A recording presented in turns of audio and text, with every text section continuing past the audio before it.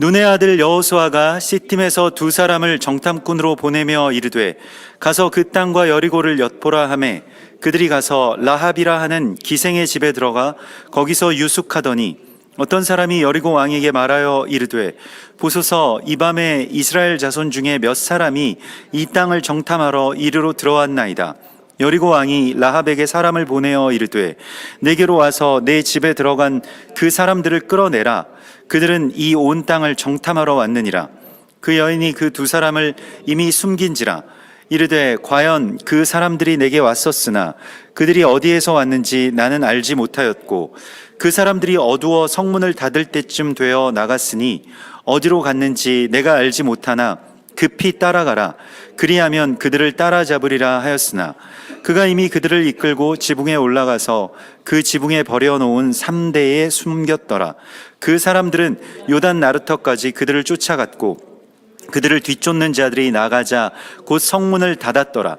또 그들이 눕기 전에 라합이 지붕에 올라가서 그들에게 이르러 말하되 여호와께서 이 땅을 너희에게 주신 줄을 내가 아노라.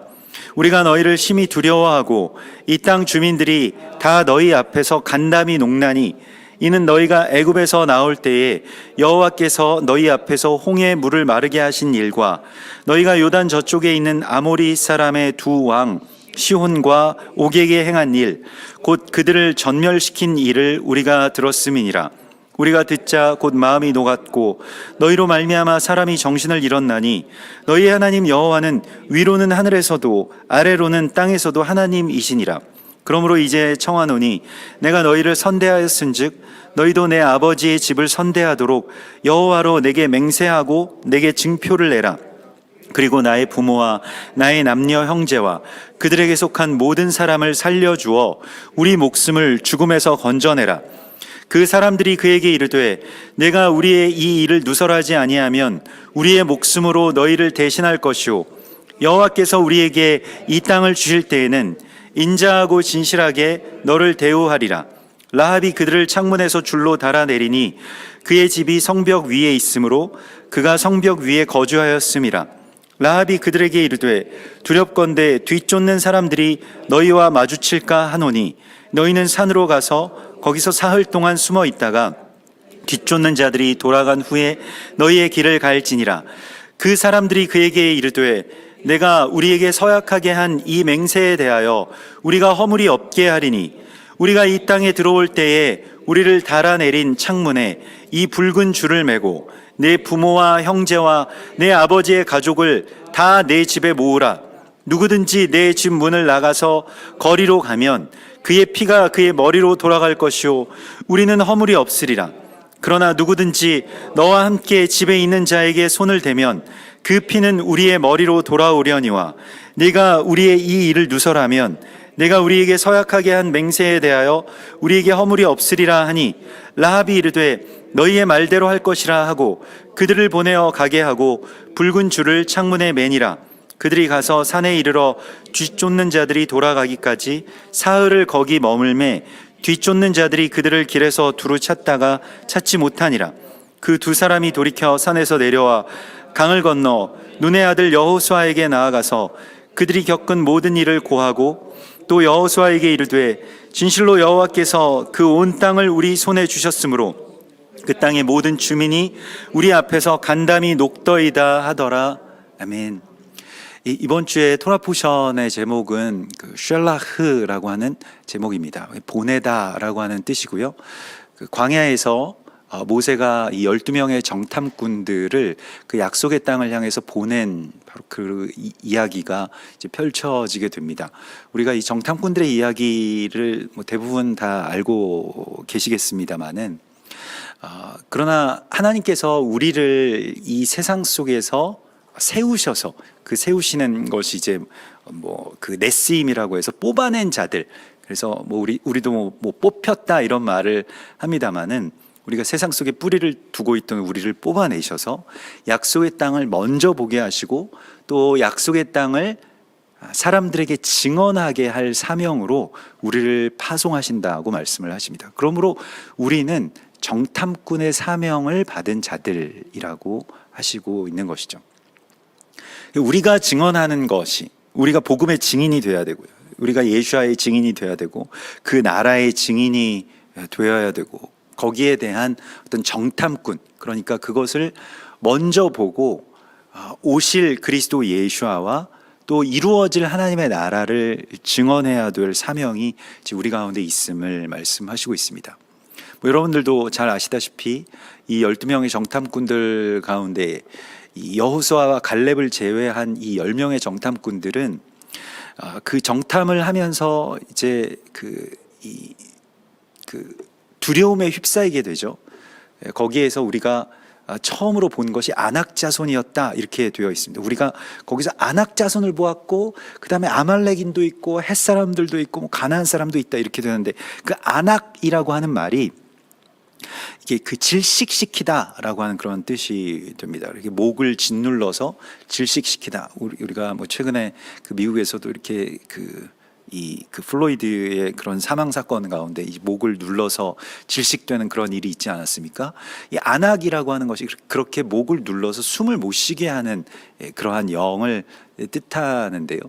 우리가 숨을 못 쉰다라고 하는 것이 이 숨이라고 하는 것을 이제 루아흐라고 이야기하고 성령이 우리 가운데 들어오는 것을 우리의 호흡이라고 이렇게 이야기를 합니다. 그래서 우리가 찬양하든지 우리가 기도하든지 이럴 때 이제 그 들숨과 날숨으로 그렇게 주님께서 우리 안에 들어오시게 되고 그게 우리의 이제 호흡이 되어서 우리가 살아갈 수가 있게 되는데 그걸 막는 것이 무엇이냐면 두려움입니다. 이렇게 두려움이라고 하는 것이 우리의 기도를 막아버리고요.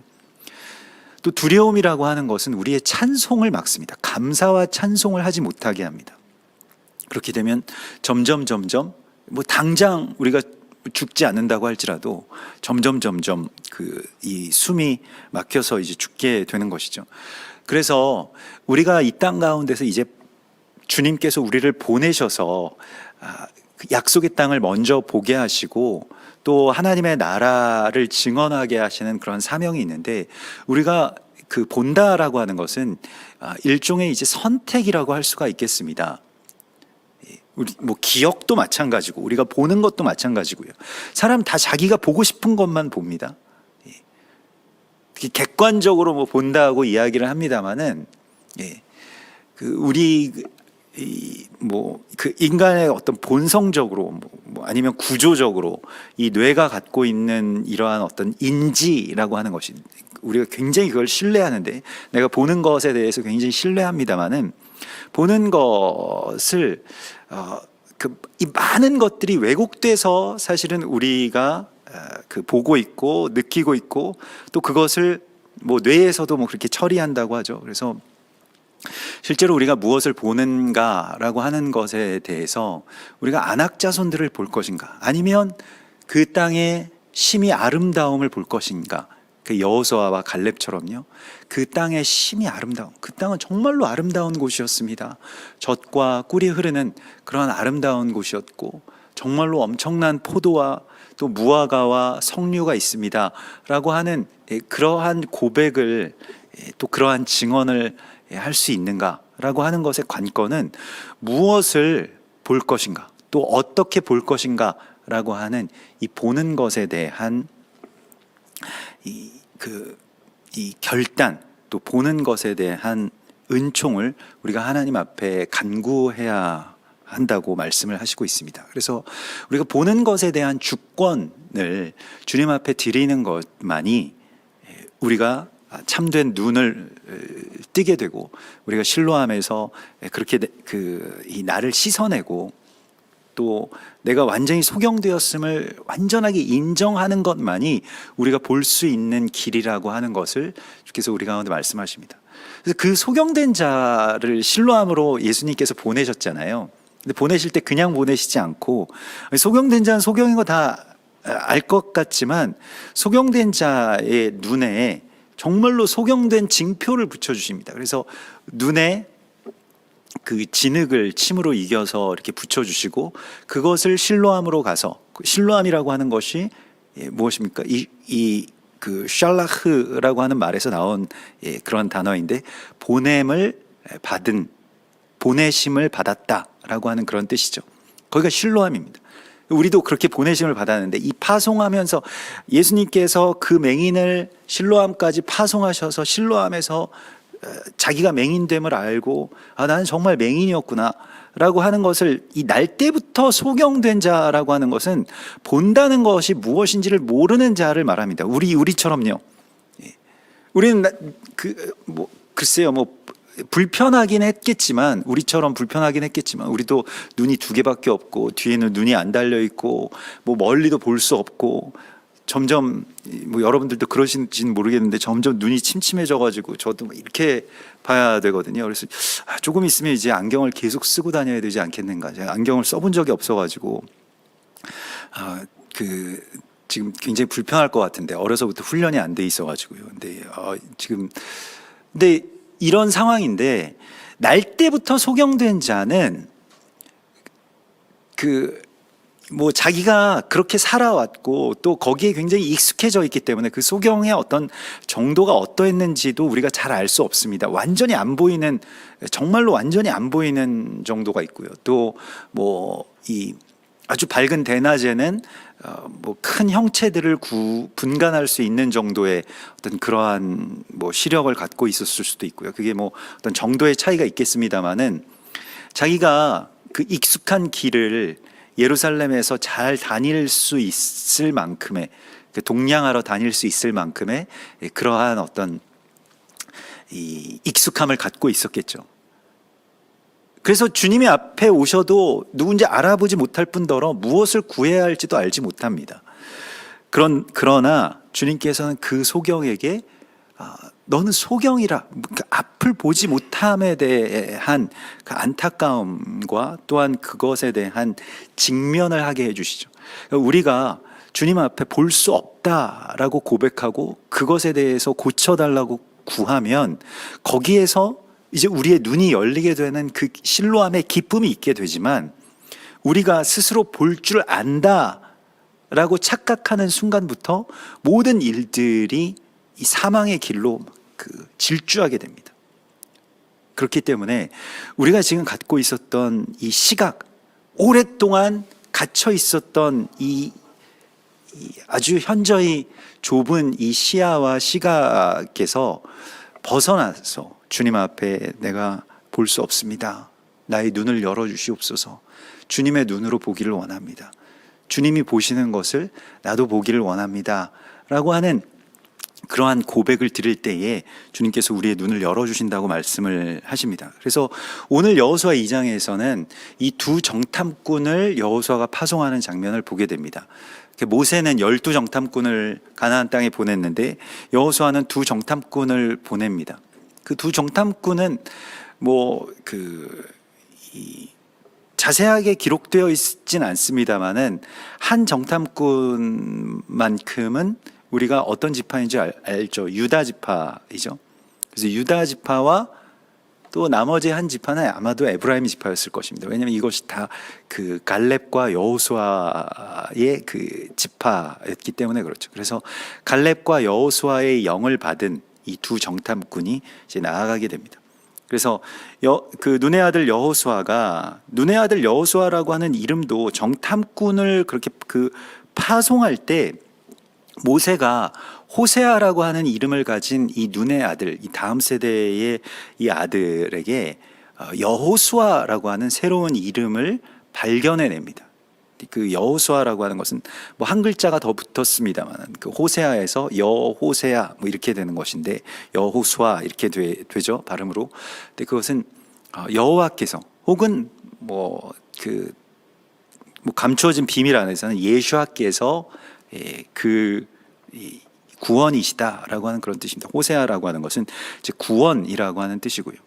그래서 그에게서 예수와의 그런 형상을 또 발견하는 것, 여호수아라고 하는, 너는 여호수아야 라고 하는, 너는 그리스도의 사람이야 라고 이렇게 발견했던 것이 이제 모세의 정탐이었습니다. 일종의 사람에 대한 정탐도, 그 인식도 우리의 정탐이거든요. 근데 우리가 굉장히 많은 경우에 이 사람에 대해서 이렇게 판단하고 생각을 확정하는 것에 대해서 이 삼감이 잘 없습니다. 그 사람이 그런 사람이야. 그냥 딱 그렇게 판정해 버리죠. 이것은 땅에 대한 악평과 같은 일입니다. 땅이라고 하는 것은 그냥 비단 어떤 이 흙으로 된 땅만이 아니라 흙으로 된 사람도 역시 땅이라고 할 수가 있겠습니다. 하나님의 피조물이자 땅이죠. 그래서 그 사람에 대한 어떤 판단, 악평, 나의 어떤 좁은 사견으로 말미암아서 그 땅에 대해서 악평하는 것, 하나님께서 행하실 일에 대해서 완전히 부정하는 것이나 마찬가지이기 때문에 이것은 정말로 우리가 주의해야 된다고 주님이 말씀을 하시죠. 이 정탐꾼들이 땅을 악평해서 그 정탐꾼들이 받은 그 형벌이 무엇이었냐면 전염병에 걸려서 죽은 일이었습니다. 지금 온 세상 가운데 만연한 이 전염병, 이 코로나라고 하는 정말로 이 여왕의 왕관을 쓴 이 코로나의 어떤 이 바이러스와 또 비방의 영, 또 그런 전염병처럼 온 세계와 또 뭐 미디어와 또 인터넷 온라인상에 퍼져 있는 이 험담과 저주의 이 영과의 싸움이 이제 우리가 맞닥뜨린 이 마지막 때의 우리의 싸움인 것을 주님이 보여주시고요. 그래서 눈의 아들 여호수아가 시딤에서 두 사람을 정탐꾼으로 보냈다라고 이렇게 되어 있는데요. 이 시딤이라고 하는 곳은 이제 이 아카시아 조각목이라고도 불리우고 아카시아 나무라고도 불리워지는 말하자면 일종의 그 지역에서는 이제 그런 가시나무가 됩니다. 그래서 어떤 고난을 그렇게 뜻하는 그러한 땅인데요. 거기서 두 사람을 정탐꾼으로 세워서 이렇게 보내게 됩니다. 그래서 여기서 정탐한다라고 하는 말이 민수기 13장에서는 투르라고 하는 단어를 썼고요. 오늘 이 여호수아 2장에서는 라겔이라고 하는 그런 말을 씁니다. 그래서 이 라갈이라고 하는 말과 투르라고 하는 말이 둘 다 정탐한다고 이렇게 번역이 되었습니다만은 이 민수기에서 12 정탐꾼들의 그 정탐이 이제 투르였던 반면에 여호수아가 보낸 두 정탐꾼들의 정탐은 라갈이었다라고 하는 것을 이렇게 비교해서 보여주고 있습니다. 투르가 뭐고 라갈이 무엇이냐? 민수기에서 이 정탐한다라고 하는 말은 정처 없이 그냥 아무 곳으로나 떠돌아다닌다 이런 뜻이고요. 여기서 라갈이라고 하는 말은 여호수아서에서 라갈이라고 하는 말은 정말로 정보를 수집하고요. 또 어떻게 보면 정말 정찰하다, 또 답사하다, 그리고 찾다, 조사하다 이러한 뜻이 됩니다. 그래서 주님께서 우리를 이 약속의 땅 가운데 보내셔서 정말로 그 땅을 들어가는 어떤 길, 그래서 무엇을 따라 걷다라고 하는 그런 뜻도 있는데요. 그래서 그 길을 찾아내라고 말씀을 하시죠. 주의 길을 예비하고 주의 길을 곧게 하는 사명이 또한 정탐꾼들의 사명입니다. 주님이 길을 모르셔서가 아니죠. 그러나 그 길을 예비해야 되는 사명은 또한 우리 가운데 있다고 말씀을 하십니다. 그래서 이 가나안 땅의 이 첫 번째 관문이 어디냐면 그러니까 어떻게 보면 가나안이라고 하는 그것은 이스라엘 땅도 되겠습니다. 이스라엘이라고 하는 땅은 전 세계의 어떤 성소와 같거든요. 전 세계 온 열방의 성소가 가나안이라고 할 수가 있겠습니다. 그래서 이게 꼭 그런 어떤 성막의 모형과 또 가나안 땅의 모양이 이제 같다고 볼 수가 있겠는데, 거기 성막 문을 상징하는 성막 문의 어떤 자리에 놓여진 바로 그 성읍이 여리고였습니다. 그래서 예리코라고 일컬어지는 그런 땅인데, 이 예리코라고 하는 말은 그것의 달이라는 뜻입니다. 그 달의 성읍인데 그 달이 누구의 것이냐? 그것의 달이라는 그런 뜻이고요. 그것은 이제 그것을 뜻하는 것은 이제 여신, 곧 그 달의 여신을 말합니다. 그래서 이 달을 숭배하는 그러한 그 땅이고요. 이 달을 숭배하는 그러한 여신들을 여러분들도 아마 자주 보실 것인데, 이 여신 숭배 사상은 아주 오래전부터 지금까지 뿌리 깊이 내려온 어떤 그러한 사상들입니다. 그것은 어쩌면 그 하나님을 대신하는 어떤 위로 혹은 어떤 모성의 사랑 뭐 이런 것들을 갈구하는 그러한 그 우리의 연약함 가운데서 나온 또 그것들이 만든 우상이라고 할 수가 있겠고요. 우리도 그 자기 연민 속에서 그 이 어머니와 분리된 그 어떤 이 분리의 비극을 어떻게든 다른 것으로 보상받으려고 하는 그러한 이 마음들이 있거든요. 그래서 자꾸 누가 나를 위로해 줘야 되고 그 치료해 줘야 되고 만져 줘야 되고, 물론 이거 굉장히 좋은 일입니다만은, 그러나 그것이 그러한 일들을 행하는 것도 우리가 해야 되는 일입니다만은, 그러나 그것이 아주 미묘하게 어떤 틈이 되는 경우를 많이 보게 됩니다. 그래서 그 달의 여신을 글쎄요, 그런 모든 이 신화에 나오는 그런 여신들이 다 이 아세라, 그래서 에슈테르, 그게 어떤 별 행성을 뜻하기도 하고 달을 뜻하기도 하는데, 그 달을 나중에 이 로마 시대에 가면 그 아테네나 아뎀이라고 불리워지는 그런 여신으로 나타나기도 하고요. 이 뉴욕 맨하튼의 그 건너편 바다에서 그 횃불을 들고 서 있는 자유 여신상의 모습으로 나타나기도 하고요. 우리가 매일같이 지나치거나 또 거기 가서 앉아 있는 스타벅스의 어떤 로고로 나타나기도 합니다. 다 여신의 모습을 갖고 있죠. 그래서 이 달의 여신이라고 하는 것을 숭배하는 그러한 성이 지키고 있다는 거예요. 하나님의 나라의 문을 막아서고 있다는 것입니다. 그래서 이 달의 여신의 성읍을 그 가장 견고한 성이고, 여기를 넘어서는 것이 우리 가운데 가장 중요한 일이라고 하는 것을 우리가 알아야 되는데, 왜 우리가 달의 여신에게 넘어가게 되는가? 달이라고 하는 것이 일종의 그런 어떤 그 기만의 상징이기도 한데, 우리가 달은 그 달의 뒷면을 보지는 못합니다. 물론 지금은 그 우주선들이 다 관측해서 달의 뒷면도 사진으로는 보지만은 달은 뒷면을 보여주지 않죠. 그러면서 계속해서 자기 모양을 그렇게 옷을 갈아입습니다. 변신하죠. 그래서 없어졌다가 또 나타나기도 하고, 이게 어떤 달의 모습인데, 왜 우리가 달의 여신을 넘어서지 못하게 되는가라고 하는 것에 있어서의 그 초점을 오늘 이 말씀 속에서 보게 됩니다. 그것은 모든 우상 숭배의 어떤 뿌리에는 사실은 달의 여신이든 태양신이든 간에 자기에 대한 어떤 연민과 또 자기에 대한 이 사랑이 너무 강하다 보니까 그러한 것들이 생기는 것을 보게 됩니다. 그래서 이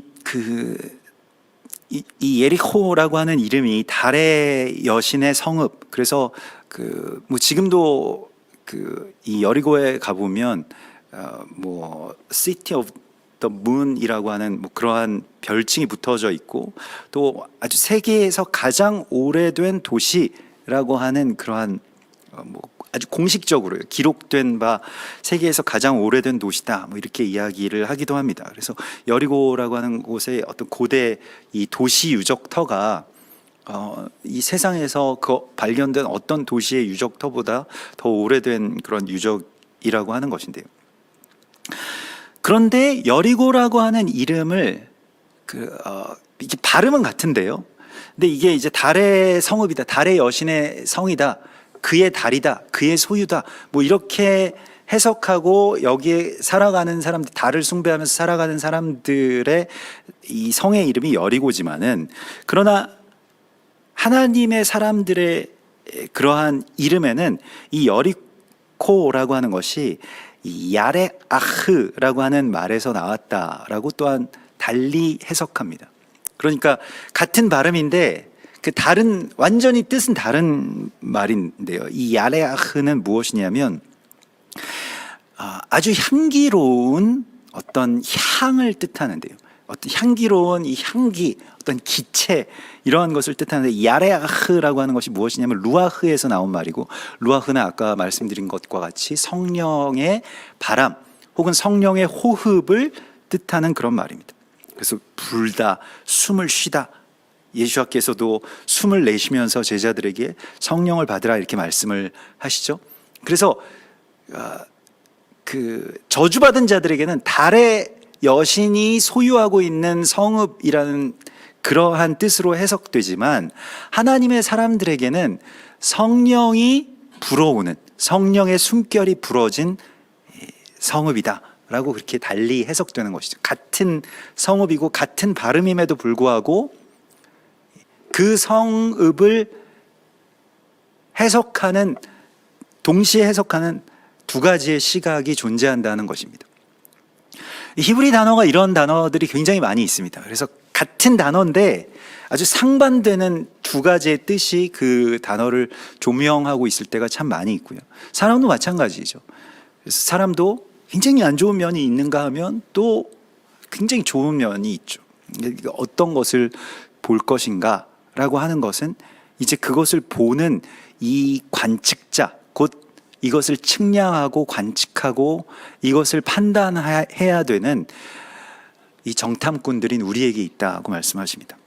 우리가 어떻게 말하느냐에 따라서 이것은 저주받은 달의 여신의 성읍이 될 수도 있고 이것은 성령께서 성령의 바람이 불어오는 거룩한 향기로운 성읍이 될 수도 있는 것입니다. 그것이 우리에게 달렸다고 말씀하십니다. 그러니까 이 보는 자들, 이 증인들이 중요한 것임을 성경은 계속 말씀하고 있습니다.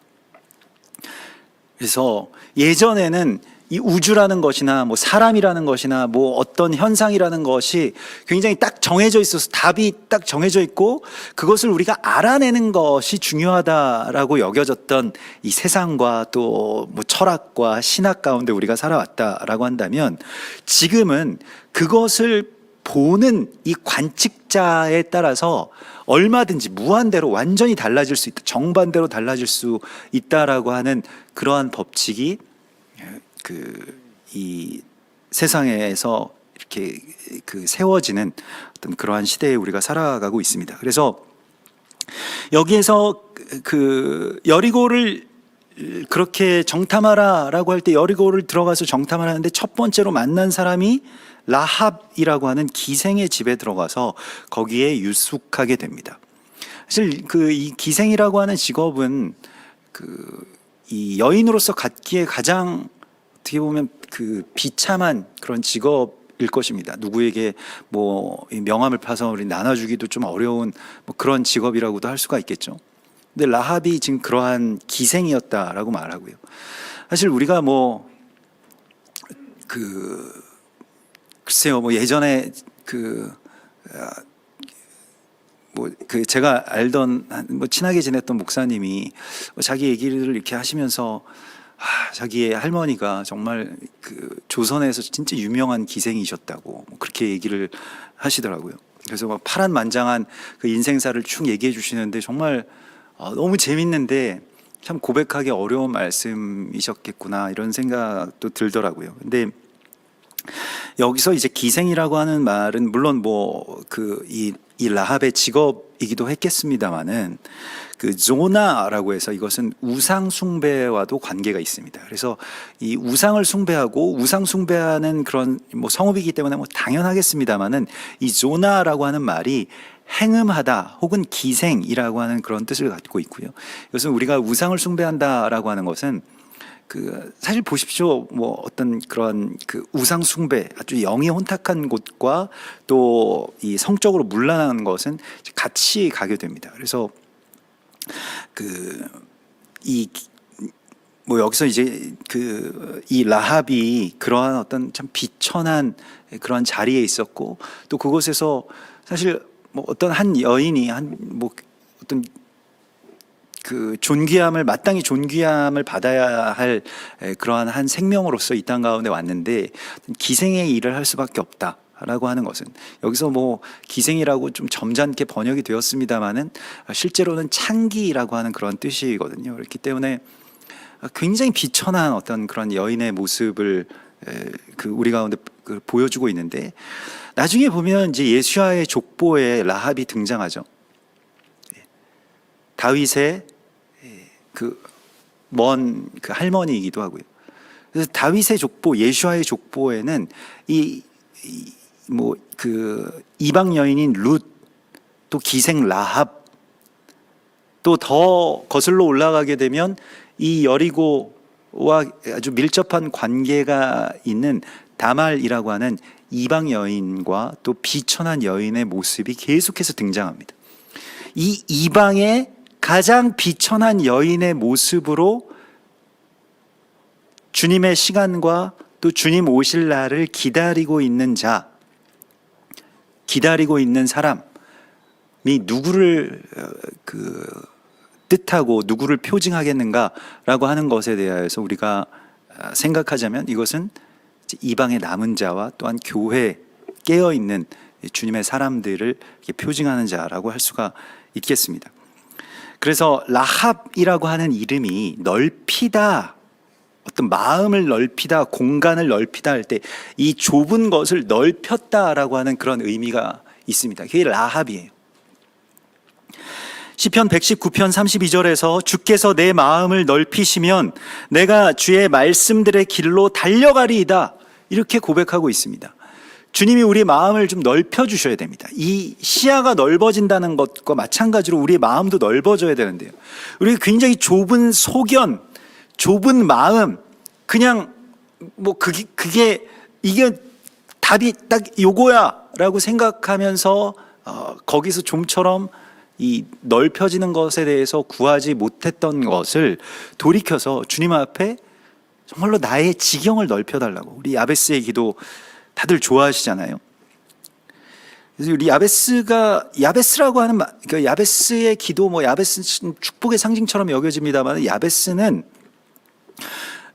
정말 고통 속에서 슬픔에 잠긴 자라고 하는 뜻을 가진 이름입니다. 야베스가 보통 사람은 아니었던 것 같아요. 그래서 야베스의 기도는 나의 지경을 넓혀주소서, 나를 넓혀주소서라고 하는 그러한 기도를 했고, 하나님께서 그 기도를 들으셨다, 이렇게 되어 있는데, 라합도 마찬가지로 넓히다라고 하는 이름을 가진 자이고요.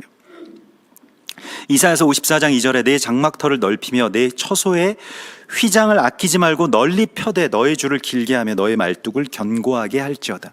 그래서 우리가 아주 좁은 시각 안에서 예전에 그냥 자기의 어떤 처지나 또 어떤 개인 구원이라고 하는 그 일에 이 초점이 맞춰져 있고 그 시야가 이제 갖춰져 있었던 것에서 하나님의 나라와 그 구원의 역사와 또 이스라엘이라고 하는 나라와 또 그 민족과의 연합과 이러한 것들로 시각이 이렇게 넓혀지게 되는 바로 그 지점을 오늘 라합에게서 우리가 발견하게 됩니다. 계속해서 우리는 우리의 마음과 우리의 시각을 넓혀달라고 기도해야 됩니다. 라합은 달의 성읍이라고 하는 곳에서 하나님을 갈망하면서 또 주님의 시간을 간구하고 기다렸던, 또 그러면서 자신의 마음과 자신의 지경을 넓힌 이방의 남은 자의 표상이고요. 라합에게서 우리 자신의 사명과 모습을 오늘 하나님께서 보라고 말씀을 하시고 있습니다. 그래서 라합이 그 두 정탐꾼들을 숨겨주죠. 그리고 목숨을 걸고 지켜줍니다. 그래서 이 여리고의 이 군대가, 이 여리고 왕이 군대를 보내서 라합에게 이곳으로 2명 수상한 사람들이 왔다는 소식을 들었는데 내놔라. 그것은 여기서 내놓지 않으면 자기가 죽을 수도 있는 그런 상황이죠. 그런데 목숨을 걸고 이 두 사람의 생명을 그렇게 지켜주는 것을 이제 보게 됩니다. 그래서 라합이 어떻게 했는지 오늘 6절에 보면 그들을 이끌고 지붕에 올라가서 그 지붕에 버려놓은 3대에 숨겼더라, 이렇게 되어 있습니다. 다 영적인 어떤 상징물이라고 할 수가 있겠는데요. 그 3대라고 하는 것이 이제 그 파슈테라고 해서 이 세마포를 만들 때 쓰는 이 아마모의 가지 이들을 이제 말리기 위해서 지붕에다가 이렇게 엮어가지고 그렇게 놓았던 바로 그곳에 이제 숨겼다라고 하는 것이고요. 이 세마포라고 하는 것이 이제 잠언 31장에 가면 현숙한 여인이 입는 옷이 세마포입니다. 그래서 그 잠언 31장에 보면 그 현숙한 여인은 자기를 위하여 아름다운 이불을 지으며 세마포와 자색 옷을 입었다라고 이렇게 되어 있습니다. 그래서 세마포 옷은 아주 희게 만든 옷이고요. 또 그것은 자아의 어떤 소멸, 자아의 죽음과 깊은 관계가 있습니다. 그래서 세마포로 예수와의 그 시신을 그렇게 쌓아두는 모습을 보게 되죠. 우리가 세마포 안에 이 몸이 들어간다라고 하는 것은 내가 죽었다라고 하는 것에 대한 어떤 선포이죠. 자기 부정과 십자가의 선포이고요. 실제로 우리 이번 주에 토라 포션이 이제 민수기서 13장과 14장의 말씀들이 주를 이루는데 13장에서 땅을 악평하고 백성들이 이제 어찌 보면 저주를 받아서 40년 동안 광야를 떠돌게 되고 또 악평했던 세대 전체가 이 약속의 땅에 들어가지 못하게 되는 그러한 일들이 있었는데, 근데 거기서 그냥 끝나버린 일이 아니라 14장에 가면 갑자기 하나님께서 모세를 불러서 이런 말씀을 하십니다. 그런 일이 있고 난 이후에 하나님이 첫 번째로 말씀하신 것이 무엇이냐면 너희가 약속의 땅에 들어가서 나에게 제사를 드릴 때에 그냥 번제만 드리지 말고 거기에 반드시 10분의 1의 고운 가루 소제를 드리라, 이런 말씀을 주시거든요. 이게 민수기서 14장에 나오는 말씀입니다. 그래서 우리가 어떤 예배를 드려야 하는가라고 하는 것에 있어서 이 고운 가루의 소제라고 하는 것이 이 자아의 파쇄와 깊은 관계가 있는데, 오늘 이 세마포의 이 옷으로 그렇게 그 주님 앞 또 주님의 사람들을 살게 한 바로 이 3대에 숨기는 이 라합의 이야기가 또한 그것입니다. 그래서 세마포에 숨기고 또 세마포에 숨김으로써 살게 된 자의 모습이 어떤 부활한 또 부활의 상징과 깊이 연결이 되고요. 지붕이라고 하는 것도 이제 가그라고 해서, 물론 뭐 평평한 지붕이었겠습니다만, 가그는 다른 뜻으로는 제단의 가장 상단 꼭대기를 뜻하기도 합니다. 가그라고 하는 것이 이제 어떤 건물의 꼭대기나 제단의 꼭대기를 말하거든요. 그곳에는 제물을 바치는 곳이죠. 그래서 그 교회의 가장 머리에 그리스도 예수께서 계시고, 또 그가 가장 꼭대기에서 십자가에 달리셔서 우리를 살리시는 것과 같이 그 십자가와 또 그의 죽음 아래에, 그의 세마포 아래에 우리가 들어가게 되면 산다는 것을 여기서 우리에게 보여주시고 있습니다. 그래서 그들이, 이 두 정탐꾼이 이 3대 사이에 숨었고요. 또 그 사흘 동안을 숨었죠. 그래서 생명을 얻게 되는 이러한 장면을 보고요. 그런데 라합이 이제 그 지붕에 올라가서 그들에게 이런 고백을 합니다. 당신들에게 이 땅을 주신 것을 나는 알고 있습니다. 하나님께서, 여호와께서 이 땅을 너희에게 주신 것을 이제 내가 아노라. 우리가 너희를 심히 두려워하고 이 땅 주민들이 다 너희 앞에서 간담이 농나니, 이렇게 되어 있는데요.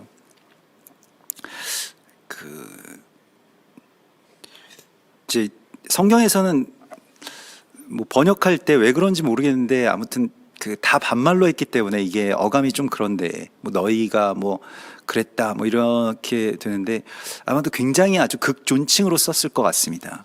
그래서 정말로 당신들에게 이 땅을 하나님께서 주셨을 것을 믿습니다 라고 이렇게 정말 겸손하고 또 간절하게 이렇게 고백을 했을 것 같아요. 지금 여기서는 너희에게 내가 준 것을 아노라 뭐 이렇게 약간 당당한 어떤 그런 뉘앙스인데, 아무튼 여기에서 이 땅을 당신들에게 준 것을 내가 압니다 라고 하는 이 고백을 하면서, 이 안다라고 하는 것이 이제 야다라고 하는 말을 씁니다.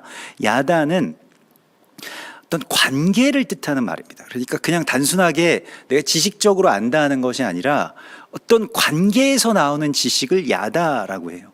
가장 친밀한 관계에서 나오는 지식이 야다입니다. 그러니까 하나님께서, 그 라합이 뭐 기생이어서 정보가 많아서 뭐 알았을 수도 있겠습니다만은, 하나님과의 어떤 관계 안에서 이것을 알게 됐다는 거예요. 그게 이제 야다입니다. 우리가 공부해서 아는 것이 아니라 하나님과 가까울 때 알게 되는 것들이 있거든요. 그래서 하나님과 가까울 때 알게 되는 그것을 이제 뭐 지혜라고 합니다. 우리 공부에서 알게 되는 것, 뭐 지식이라고 한다면. 그래서 내가 이것을 깨닫고 또 알게 되고 또 인정하게 되고 믿게 되었습니다라고 그렇게 고백을 하고 있어요. 그리고 우리가 너희를 심히 두려워하고 이게 이 땅 주민들이 다 너희 앞에서 간담이 녹았다라고 이렇게 되어 있는데요. 여기서 그 마음이 녹았다라고 하는 말을 이 무그라고 하는데, 무그라고 하는 히브리 말을 쓰는데, 이 무그라고 하는 말은 부드럽게 하다라고 하는 그런 뜻입니다. 그래서 나의 마음이 부드러워졌습니다. 여기서 어쩌면 기생 라합 한 사람이었죠. 한 사람의 마음에 하나님께서 그 부드러운 마음을 주셨습니다. 이스라엘에 대한, 또 그 정탐꾼들에 대한 부드러운 마음을 주셨죠. 에스겔서 11장 19절에 보면 내가 그들에게 한 마음을 주고 그 속에 새 영을 주며 그 몸에서 돌 같은 마음을 제거하고 살처럼 부드러운 마음을 주어서 내 율례를 지키게 하고 내 말씀을 따라서 행하게 하리니, 이렇게 되어 있거든요. 성령께서 우리 가운데 들어오셔서 우리에게 주시는 이 부드러운 마음, 이게 지금 라합이 고백하고 있는 우리의 마음이 당신들로 말미암아서 녹았습니다라고 하는 그러한 고백입니다. 그래서 이 마음의 부드러움, 이러한 어떤 우리가 하나님의 나라를 받아들이는 데 있어서 이 마음의 부드러움이 없고 완고하게 되면, 이렇게 돌처럼 딱딱하게 굳어 있으면, 이 굳어 있다라고 하는 것이 결코 좋지 못한 것이죠. 그래서 내가 완전히 다 그냥 하나님도 이거는 바꿀 수 없다라고 그냥 완전히 시멘트처럼 다 굳혀버린 것들을, 그런 돌처럼 굳어져 버린 것들을 다시 부드럽게 하기 위해서는 성령을 우리가 받아야 됩니다. 성령이 우리 가운데 오셔서 우리의 마음에 이 굳은 마음을, 돌처럼 굳은 마음을 부드럽게 해달라고 주님 앞에 우리가 간구해야 됩니다. 마가복음 10장 15절에서도 예수께서 하나님의 나라는 어린 아이들과 같이 받아들이지 않는 자는 결단코 그곳으로 들어갈 수 없다라고 말씀을 하십니다. 땅에 대한 악평도 다 여기서 나오는 것이고요, 굳은 마음에서 나온다는 것입니다. 그래서 주님 안에서, 주님이 우리 안에 들어오셔서 우리에게 이 마음을 넓혀주시고 유연한 마음이 되고, 이것이 우리에게 중요한 것이죠. 새 포도주는 새 부대에 넣어야 할 것이니라 주께서 말씀하신 것과 같이 주님께서 새롭게 말씀하시는 것이 있고, 새롭게 조명해 주시는 것이 있고, 우리가 이때까지 알고 있었던 것, 심지어는 우리가 믿고 있었던 것들, 우리가 교리로서 알고 있었던 것들조차도 하나님께서 다른 곳을 조명해 주실 때가 있어요. 이걸 우리가 잘 알아야 되는데, 그게 바뀌었다, 변개됐다 이러한 것이 아니라 다른 어떤 이 다른 층의 레이어를 보여주실 때가 있습니다. 그리고 그것을 같이 이렇게 합쳐서 통합해서 우리 가운데에 보여주실 때가 있어요. 이게 이제 뭐 세 사람, 원유맨의 어떤 그러한 생각이고 영이라고 할 수가 있겠는데, 이 둘이 전에는 원수가 되어서 서로 이렇게 상충되는 일들인데, 서로 충돌하고 이거 아니면 이거,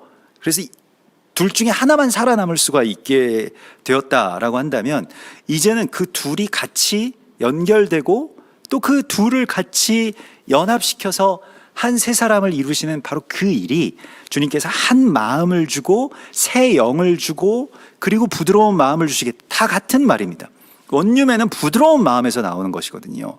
그래서 사도행전에서 베드로를 원유맨 시키시기 위해서 하나님께서 고넬료라고 하는 사람의 집으로 가서 그의 집에 가서 유숙하고 그의 집에 가서 먹고, 히브리 남자로서는 그 당시에 있을 수 없었던, 그래서 베드로가 나중에는 이방인들과 교제도 하고 식사도 하지만은 유대인들, 정통적인 유대인들이 볼까봐 늘 두려워서 몰래 숨어 들어가기도 하고 그랬다는 것입니다. 그것을 바울이 책망하기도 하고요. 그래서 사도행전 11장에 보면 이 욥바에서 베드로가 그런 환상을 보게 되는데, 굉장히 이게 율법에 어긋나는 그 음식들을 먹으라고 하실 때 그럴 수 없나이다. 내가 평생 동안 안 먹어왔던 거, 내가 먹지 말라고 해서 안 먹어왔던 것을 내가 여기서 어길 수 없습니다. 이게 굳은 마음입니다. 이것을 제거해야 된다고 말씀을 하십니다. 하나님이 그때 이렇게 말씀하세요. 하늘로부터 두 번째 소리가 있어 내게 이르되 하나님이 깨끗하게 하신 것을 네가 속되다고 하지 말라라고 말씀을 하십니다. 그래서 이 판단을 하나님께 맡기고요. 또 하나님의 말씀에만 순종하는 것이 우리에게 중요한 것이지, 우리가 어떤 것이 이렇다라고 해서 우리는 이렇게 배웠고 이렇게 알고 있고 이렇게 믿어왔기 때문에 앞으로도 계속 이렇게 믿을 거다. 뭐 일종의 어떤 그 도그마라고 할 수 있는데, 이스라엘은 그냥 악한 나라고 예수님을 죽인 나라고 그래서 우리도 죽여야 되는 나라다. 뭐 이렇게 배워왔고 이렇게 믿어왔고, 또 그것이 심지어는 어떤 사악한 그 사단의 수괴들이 아닌 교회의 십자가의 이름으로 이스라엘을 그렇게 치게 했던 것에서 돌이키는 일이 바로 마음이 부드럽게 되고 시각이 열리게 되는 일이라고 주님이 말씀하시고 있습니다. 이러한 고백이, 이 라합의 고백이 또한 우리의 고백이죠. 당신들로 말미암아서 우리의 마음이, 여기서 그 당신들로 말미암아서라고 하는 말이 계속 나오는데, 당신들 앞에서 우리가 그 녹았습니다. 우리의 이 목숨이 그 녹았고, 오늘 11절에 보면 사람이 정신을 잃었나니 이렇게 되어 있는데요. 이 마음이 녹고 사람이 정신을 잃었다라고 할 때, 여기 이 11절에서는 또 마음이 녹았다라고 할 때에 글쎄요, 직역하면 마사스라고 하는 말은 그 마음에 쐐기가 박힌다는 뜻입니다. 그러니까 마음이 확정됐다는 뜻이에요. 당신들을 보니까 이제는 마음이 확정됐습니다. 나는 마음이 확정됐다는 뜻이고요. 그리고 당신들의 얼굴로 어떻게 보면 그 얼굴을 인하여서 이렇게 되어 있습니다. 그래서 당신들로 말미암아서 사람이 정신을 잃었습니다. 이렇게 되어 있는데요. 여기서 글쎄요, 사람이 이 루아흐 카마라고 하는데, 이 카마라고 하는 것은 쿰에서 나온 말이고, 이것은 그 정신을 잃다라고 하는 말보다는 좀 반대의 의미가 좀 있는데, 이 쿰이라고 하는 것은 달리다 쿰이라고 말씀하셔서 그 죽은 회당장의 딸을 살려주시는 것과 같이 일으켜 세운다는 뜻입니다. 그래서 우리의 영이, 이 루아흐가 여기서 이제 세워졌다, 다시 일어났다, 이런 뜻입니다. 좀 반대로 번역이 되었다고도 할 수가 있겠죠. 근데 이 혼이 떠나갔다, 이렇게 해석을 할 수도 있고요. 또 반대로는 루아흐가 서게 되었다, 그러니까 성령이 서게 되었다, 이렇게 돼서 우리가 살게 되었습니다라고 하는 그러한 고백을 하는 것으로 보여집니다. 그래서 감추어진, 사실 성경에서 이 원유맨에 대한 이야기들은 그 다말이나 아니면 여기 기생 라합이나 이런 이야기들이 다 비천한 여인과 또 좀 이해할 수 없는 이러한 그런 말들로 조금씩 많이 감추어져 있습니다. 이게 의도되었던 그렇지 않든 간에 이걸 감춰져 왔던 것이고, 또 이것을 굳이 그렇게 이스라엘과 이방의 연합으로 이렇게 부각하지 않으려고 하는 그런 여러 가지 어떤 번역의 시도들도 예전에 있었고요. 그렇기 때문에 우리가 이 안에서 이 이방의 남은 자의 표상인 이 라합과 또 이스라엘을 향한 마음이라고 하는 것이 우리의 이 영이 세워지는 것임을 하나님께서 우리가 다시 보여주십니다. 또한 여기에 대하여서 우리의 마음이 확정되는 것이라고 이렇게 보여주십니다. 그래서 이 라합이 고백하죠. 여호와는 위로는 하늘에서 또 아래서는 땅에서도 하나님이십니다 라고 하는 것을 선포하고 고백하고 있습니다. 정말 엄청난 믿음을 가진 이방의 여인이 가장 비천한 직업을 가진 그러한 라합이라고 하는 이름으로 그곳에서 살고 있었고, 하나님의 인도하심으로 이 정탐꾼들을 맞이하게 되었죠. 우리도 약속의 땅, 또 이스라엘, 유대인, 또 하나님께서 우리 가운데 보라고 해주신 어떤 그런 약속의 지점과 사람들을 어떻게 볼 것이냐. 지금 라합은 이 두 사람과 또 이스라엘 백성들을 자신을 살려줄 그런 어떤 구원의 사람들로 보고 있습니다. 그러면서 그렇게 고백을 하고 있어요. 그리고 나에게 증표를 주십시오. 당신들을 내가 살려주었으니 우리를 살려주겠다라고 하는 증표를 그렇게 구하고요. 성경에서 이렇게 증표를 구하는 모습이 또 공교롭게도 다말도 마찬가지로 그의 그 시아버지인 유다에게서 증표를 받죠. 그래서 창세기 38장 18절에 보면 그가 이르되 다말이 당신의 도장과 그 끈과 당신의 손에 있는 지팡이를 주십시오 라고 말을 합니다. 그래서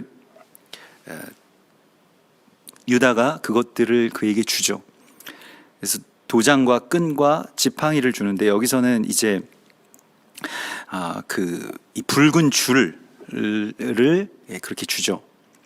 다 그리스도 예수와를 그렇게 예표하는 그런 그 표징이고요. 그래서 그 다윗이 은총의 표징을 나에게 주소서라고 하는데 이것은 뭐 어떤 이적을 보여달라 아니면 뭐 증거를 달라 이러한 측면의 이야기가 아니라 그 표징은 예수와를 우리 가운데에 보여주십시오. 우리에게 주십시오라고 하는 어떤 그런 간청이고 그런 고백입니다. 그래서 그렇게 고백하면서 이게 라합이 이렇게 말합니다. 13절에 보면 그리고 나의 부모와 나의 남녀 형제와 그들에게 속한 모든 사람을 살려주십시오. 우리 모두의 목숨을 죽음에서 건져내 주십시오라고 하는 것을 간청합니다. 저는 이 말씀을 읽을 때마다 라합이라고 하는 이 사람에 대해서 더 궁금해지는데요. 왜냐하면 보통 한 여인이 뭐 누군가의 딸로서 또 누군가의 형제로서 세상에서 가장 비천한 일을 하고 있고 가장 수치스러운 그런 삶을 살아가고 있다라고 한다면 참 원망도 컸을 것 같아요. 내가 뭐 부모를 잘못 만나서 아니면 뭐 형제 자매들 때문에 자기가 희생되고 여기서 이렇게 고생하면서 살아가고 있다라고 하는 것 때문에 미움도 많고 그럴 것 같은데 라합은 지금 이 부모의 생명을 구해달라고 주님 앞에 구하고 있고요. 또 형제의 생명을 목숨을 구해달라. 그래서 나의 부모와 나의 남녀 형제와 그들에게 속한 모든 사람을 좀 살려주십시오라고 하는 이러한 간청을 하고 있습니다. 자기 목숨을 위해서요? 아닙니다. 세상이 이 마지막 때가 되면 다 자기를 사랑하고 자기 목숨에 연연하고 그리고 사람들이 어떻게 되냐면 무정하게 된다라고 이렇게 나와 있거든요. 돈을 사랑하고 사람들이 이 공동체에 대해서 공감을 하지 못하고 또한 부모를 위해서 살려달라고 기도하지 못하는 그런 세대의 질병 가운데 들어가 있는데 지금 라합은 자신의 목숨을 구걸하는 것이 아닙니다. 자기로 인해서 자기가 이렇게 그 눈이 열리고 이것으로 말미암아서 어떤 복을 간청하고 있습니까? 우리도 뭐 이스라엘을 뭐 예루살렘을 축복하고 이스라엘을 축복하면 뭐 주님께서 복을 주신다라고 말씀하신 그 자기 복이 아니고 우리의 부모를 살려주시고 또 우리의 형제와 자매와 가족들을 살리는 그 복을 주님 앞에 구하는 것입니다. 이게 바로 형제를 위하여 자기 목숨을 버리면 이보다 더 큰 사랑이 없나니 그때로부터 나는 너희를 나의 친구라고 부르겠다. 나의 동역자라고 부르겠다. 예수님께서 그렇게 말씀을 하셨거든요. 요한복음 15장에서. 사람은 다 자기 목숨이 가장 귀하죠. 그리고 자기 목숨과 자기 삶에 매여 있지만은 그러나 이것을 넘어서서 주님 앞에 어찌 보면 가장 원망스러웠을 그 부모와 또 형제들의 그러한 생명을 살려달라고 구하는 그러한 가장 선한 이 라합의 모습을 보게 됩니다. 우리도 뭐 살아가면서 그렇게 그 형제들에 비해서 뭐 아니면 뭐 가정에서 예전에는 그런 일들이 참 많이 있었는데요. 뭐 형제들이 많으니까 뭐 한 사람만 그냥 학교 보내고 나머지는 뭐 일해라 뭐 이런 경우도 있고 그래서 좀 고생하고 뭐 그것 때문에 뭐 그런 어떤 환경적인 것들 때문에 이렇게 이런 어려움을 겪어야 되는 그러한 경우들도 많이 있었던 것으로 제가 뭐 여기저기서 그런 스토리들을 듣습니다만은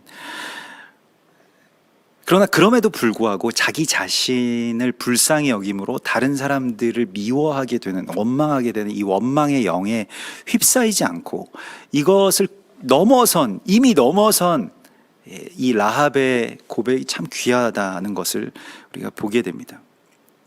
사망의 권세에서 우리의 부모와 또 우리의 형제를 구해 주십시오라고 하는 그 고백을 하는 것이요.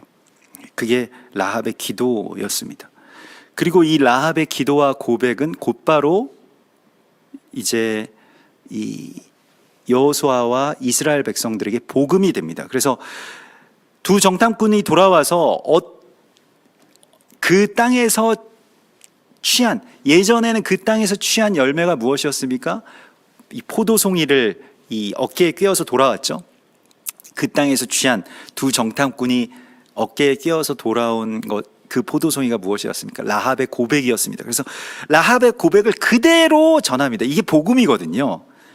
그래서 오늘 24절의 말씀을 보면 진실로 여호와께서 그 온 땅을 우리 손에 주셨으므로 그 땅의 모든 주민이 우리 앞에서 간담이 녹더이다. 이 말을 누가 한 말입니까? 라합이 한 말입니다. 이걸 그대로 전한 것이에요. 여러분, 우리는 하나님께서 이 땅 가운데 보내신 이 정탐꾼들이자 증인들입니다. 그래서 우리가 말하는 것이 복음이 되어야 됩니다. 라합은 복음이 되었습니다. 가장 비천한 여인이었지만 이스라엘에게 가장 큰 복음이 되었습니다. 나의 말은 복음이 되고 있는가? 나의 말이 복음인가? 나는 어떤 선포와 예언을 하고 있는가? 나는 사람에 대해서나 땅에 대해서나 나라에 대해서나 교회에 대해서나 어떤 증언을 하고 있는가? 이것이 들린 대로 주님께서는 우리에게 그대로 행하시겠다고 말씀하십니다. 라합은 자신의 고백대로 그 영이 세움을 받고 또 그 마음이 부드러워지고 그의 지경이 넓혀지고 더 나아가서 그냥 그가 살았을 뿐만이 아니라 나중에 이 정탐꾼 중에 하나와 결혼을 하잖아요. 그리고 이 다윗의 이 가문에 당당히 이름을 올리는 이방의 남은 자가 됩니다. 우리가 이번 주경부터 시작해서 이 정탐꾼들이 정탐을 하는 어떤 그러한 이 성경력의 시간 가운데로 들어가게 됩니다. 7월 30일이 티시아브 아브라고 해서 정탐꾼들이 돌아와서 땅을 악평한 날이고 이스라엘의 그 국치일이라고 할 수가 있겠는데요. 그 날에 1차, 2차 성전이 무너졌고 또 로마에서 이스라엘 백성들 예루살렘에서 추방되거나 영국에서 추방되거나 스페인에서 추방되거나 이런 일들이 계속해서 일어났던 그 날이 바로 티시아브 아브입니다. 이 땅에 대한 악평으로 말미암아서 이것 세대의 범죄이기 때문에 우리가 이 세대에서 이것을 돌이켜서 이 원망의 사슬을 끊어내고 다시 축복하고 다시 그들의 생명을 위해서 기도하고 간청하고 또 이스라엘을 축복하고 또 하나님의 약속의 땅을 볼 수 있는 이 눈을 하나님께서 우리 가운데 주셔서 사람들이 다 저주의 땅이라고 보는 그러한 땅을 하나님의 약속의 눈으로 그렇게 이 아름다운 그 땅의 아름다움을 보게 되는, 그래서 사람이든 땅이든 그것의 아름다움을 볼 수 있는 눈을 우리 가운데 달라고 주님 앞에 구할 때 주님께서 이 라합의 영을 우리 가운데 부어주셔서 우리가 비천하더라도 그러나 가장 존귀한 주님의 시각을 갖게 될 것이라고 말씀하십니다. 같이 기도하겠습니다. 우리 이 시간 주님 바라보시면서 또 이 땅과 또 교회와 또 주님이 여러분들에게 맡겨주시고 보게 하여 주신 사람들을 축복하면서 이 시간 좀 기도했으면 좋겠습니다. 주님의 눈으로 다시 보게 하여 주시옵소서. 내가 볼 수 없음을 주님 앞에 고백하오니 주여 내가 보게 하여 주시옵소서. 또한 내가 라합과 같은 그러한 부드러운 마음을 갖게 하시고 또 그러한 영의 세움을 입게 하여 주시옵소서. 우리 그렇게 소망하시면서 오늘 말씀을 붙들면서 기도하십시다. 주여 주여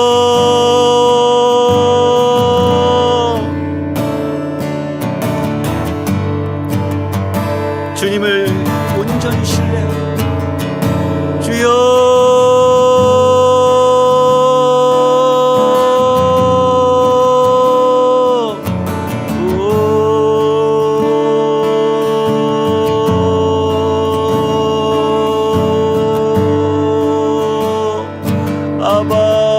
아바 나의 눈을 여소서 주여 주님의 눈으로 볼 수 있게 하소서. 내가 볼 수 없음을 불쌍히 여기소서. 주여 사람에 대해서 또 땅에 대해서 교회와 재단에 대해서 주여 주님의 눈으로 볼 수 있게 하여 주시고 이스라엘을 향하신 주님의 시각을 주여 이 땅의 교회들이 라합과 같이 회복하게 하여 주시옵소서.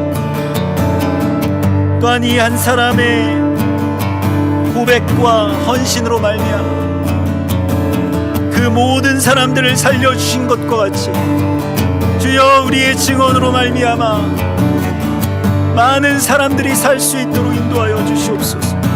우리의 고백으로 말미암아 주여 우리의 부모들이 살게 하시고 우리의 형제들이 살게 하소서. 주여 엘라카바 주여 우리를 덮으시고 새롭게 하소서. 아바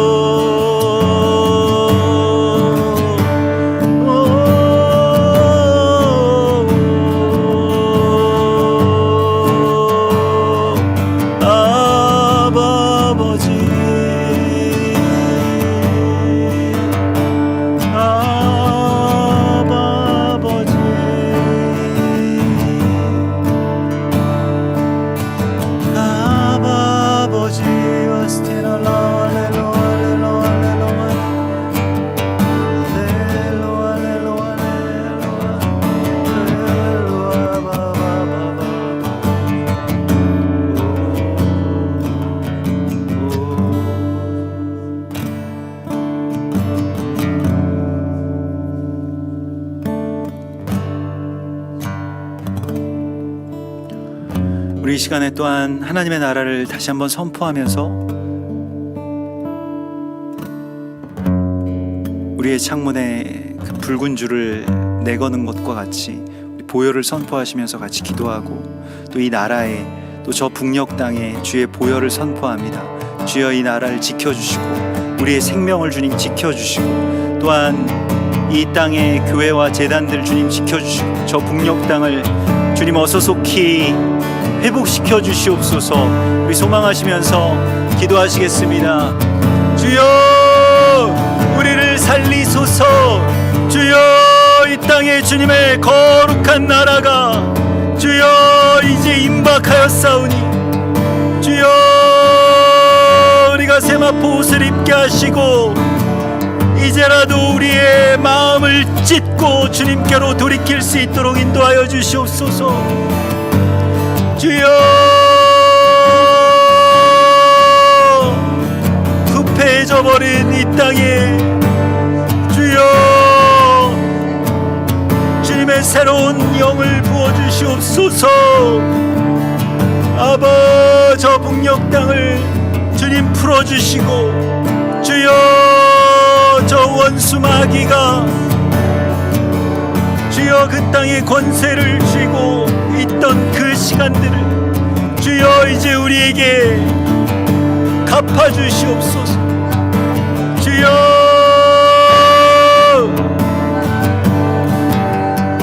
오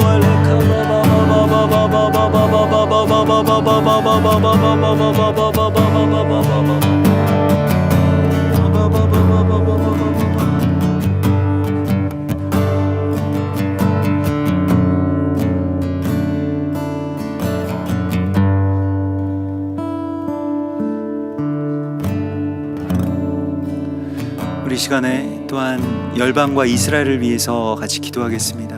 열방에 지금 코로나로 인해서 많은 사망자들이 나오고 있고 또 이제는 인도로 또 남미로 또 아프리카로 지금 퍼져나가고 있는 이 코로나의 이 전염병들을 주님께서 막아주시옵소서.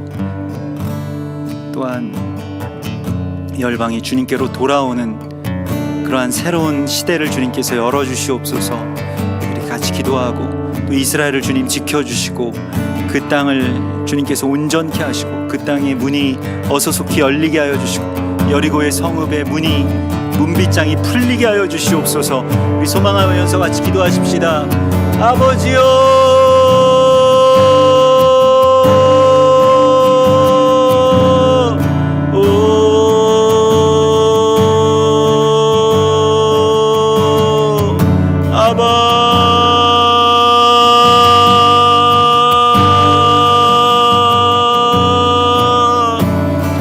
열방이 주께로 나올 수 있는 그 거룩한 시간을 열어주시옵소서.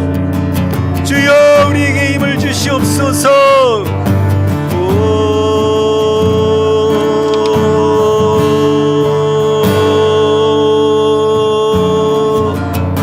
주의 권세를 부어주시옵소서.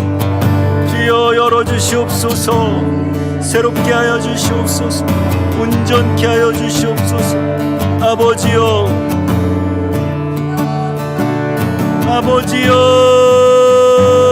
이스라엘을 주님께서 건지시고 그 땅의 사역자들을 지키시고 주여 그 땅의 문이 다시 열리게 하소서.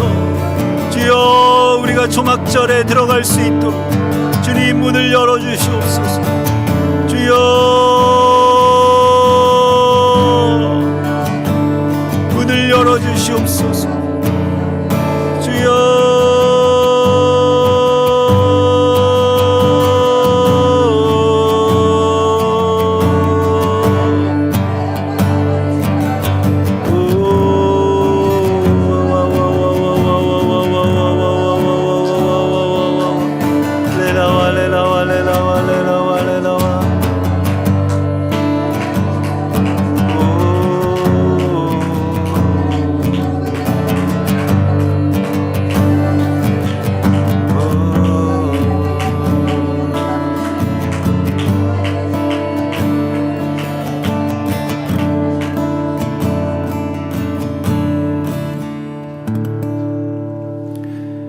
하늘에 계신 우리 아버지시여, 이름이 거룩히 여김을 받으시오며 나라의 임하옵시며 뜻이 하늘에서 이룬 것 같이 땅에서도 이루어지이다. 오늘날 우리에게 일용할 양식을 주옵시고 우리가 우리에게 죄 지은 자를 사하여 준 것 같이 우리 죄를 사하여 주옵시고 우리를 시험에 들게 하지 마옵시며 다만 악에서 구하옵소서. 대개 나라와 권세와 영광이 아버지께 영원히 있사옵나이다. 아멘.